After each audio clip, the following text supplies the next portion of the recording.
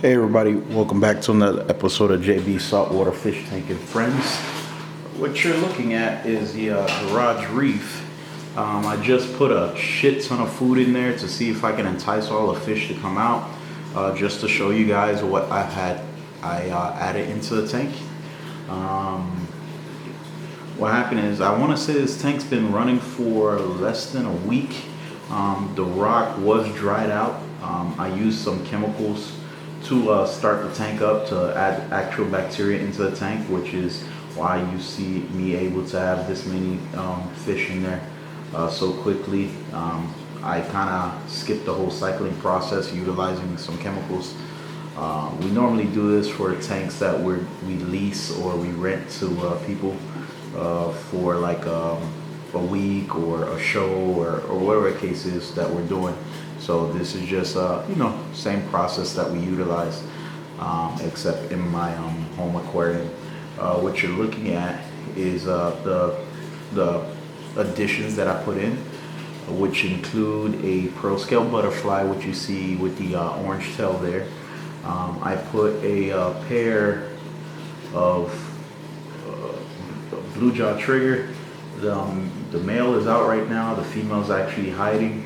I have that Pinktail trigger. I also have a Niger that I added today. On Monday, I'm expecting to get my zebra eel, which is one of my absolute favorite eels. I had one, it was at like 3 feet, but we had it at the candy shop. And then we ended up putting it in the bottom of the sump area. The sump is like 100 gallons, but it managed to get out of the sump, so that's why you don't see him in this display here right now. But all in all, this is particularly what this tank is going to look like for the most part. I did pick up another butterfly. I want to say like a Heniocus or something to that effect. I forgot the name.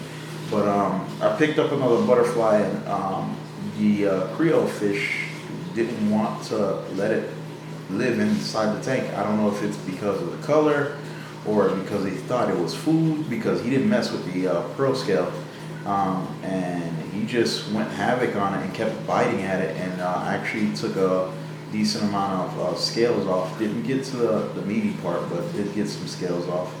So I ended up taking him out, and now he's in the 30 gallon that's in that over here. So he's there swimming all by himself. So I guess I'm gonna have to keep the tank running for now, so I figure out what I'm gonna do with the fish. I don't know if there's somebody local that may want. I'll give it to them or whatever. One other fish that I do plan on adding to this tank is a chorus wrasse. I've always loved the psychedelic colors that come on that fish, so I'm just looking for a adult that is the right size to what I want to put in this tank. And then outside of that, I think there was like one other aggressive wrasse that has like a sick amount of color on it.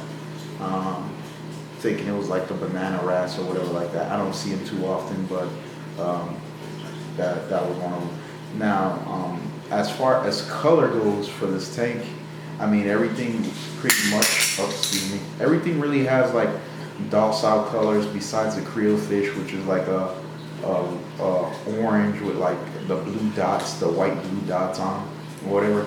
Obviously the Pearlscale, that orange comes out really predominantly or whatever like that, but everything else is like aggressive fish that I've always loved to see them swim. I'm a very big trigger fan, being the fact that they have the two fins, the one at the top and the one at the bottom, and the way they sway in the water is just so majestic. So to be able to get these different types of triggers in the same tank without them having aggression towards each other is just great for me. Eventually, like I said, if I really fall in love with this tank, I will upgrade this at least to a 150, and then if not a 150, then I will put a 300 here.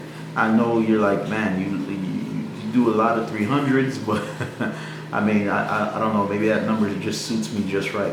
I am really debating about getting rid of the Spartan altogether, finally putting it up for sale for a decent price and then getting rid of it. But I mean, the great part about getting rid of the Spartan is that if I do it, there will be a replacement tank coming, and it will be the size of that wall. Now, the wall that I have there is about 12 foot long, so that would be a amazing display tank. And if I do 12 feet, obviously I'm going to do 40 inches deep, and I was going to do 3 feet tall. So you're talking about a massive, massive tank. And there, you know, a build like that would take me about, no lie, 2 years. And it's not because of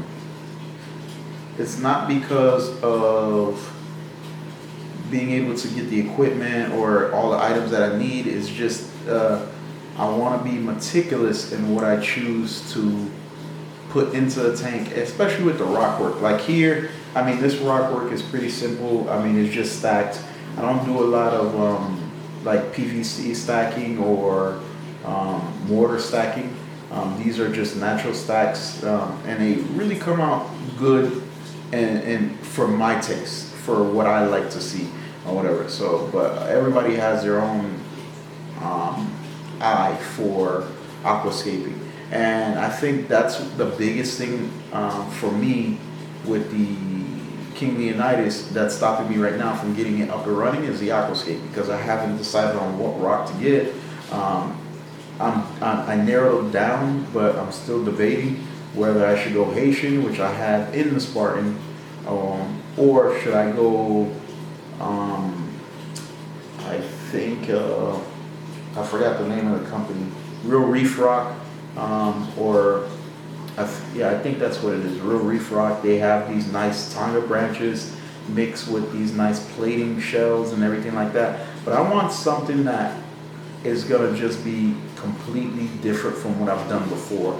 I've thought about doing the the whole floating shelf idea, which in order to do the shelf, I'd have to add like a couple glass pieces, probably like 1/2 inch or more, no, more than likely 3/4, and just to do like the floating shelf of rocks and everything like that, to give it that nice, amazing look or whatever.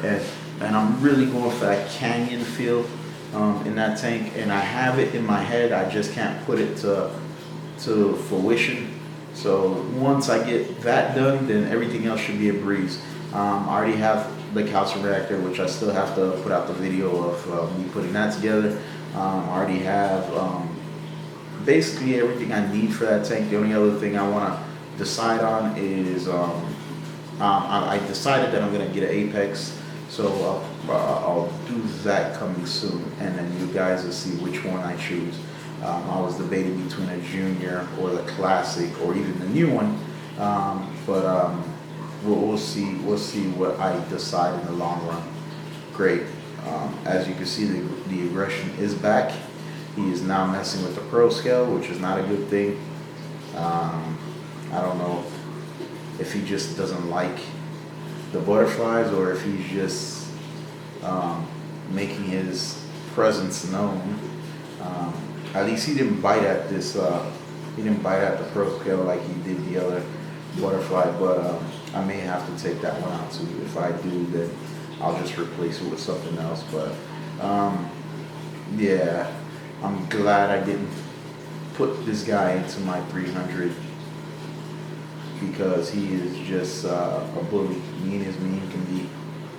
So, thank you guys for watching. As always, you know, I definitely appreciate it.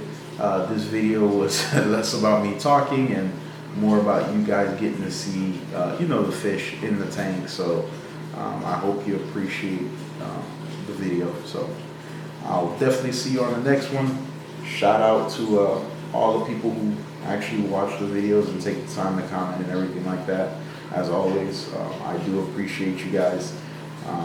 You know, this is spring break time. We could have a bunch of other stuff going on, which I do, but that's why I try to get these videos done late night. But appreciate you. Peace out.